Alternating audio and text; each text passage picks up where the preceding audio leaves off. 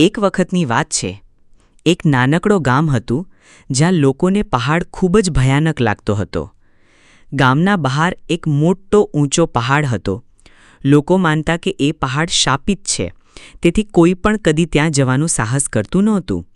પણ એક દિવસ એક નાનો છોકરો અર્જુ તેનો ડર જીતવા માટે પહાડ ચડવા નીકળી પડ્યો. લોકો હસ્યા, કહ્યું, "તું નાનો છે, એ પહાડ પાર નહીં કરી શકે."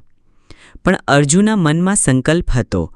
તેણે ધીમે ધીમે એક પગલાએ આગળ વધવાનું શરૂ કર્યું. પહેલાં થાકી ગયો, ગભરાયો, પણ અટક્યો નહીં. રસ્તામાં ઝાડો, ખડકો, કંટકોથી ઘાયલ થયો, છતાં અટક્યો નહીં. રોજ સવારે ઊઠી જ્યાં પહોંચ્યો ત્યાંથી ફરી આગળ વધતો ગયો. હપ્તા પછી આખરે તે પહાડની ટોચે પહોંચ્યો. ત્યાંથી નીચે જોઈને તેને સમજાયું કે જેને આપણે ભયાનક ગણીએ છીએ તે ખરેખર શાંત અને સુંદર હોઈ શકે છે જો આપણે ડરને જીતીએ તો. જ્યારે તે પરત આવ્યો, લોકો આશ્ચર્યચકિત થયા.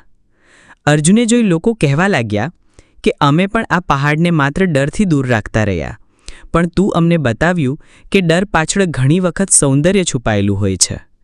આ પછી ગામના ઘણા લોકો પહાડ તરફ જવા લાગ્યા, પિકનિક કરવા લાગ્યા, યાત્રા કરવા લાગ્યા. પહાડ હવે શાપિત નહોતો, તે સૌંદર્ય અને હિંમતનું પ્રતીક બની ગયું હતું. જીવનમાં દરેક પહાડ ભયાનક હોય એવું નથી, ક્યારેક એ તમારી હિંમતની પરીક્ષા હોય છે.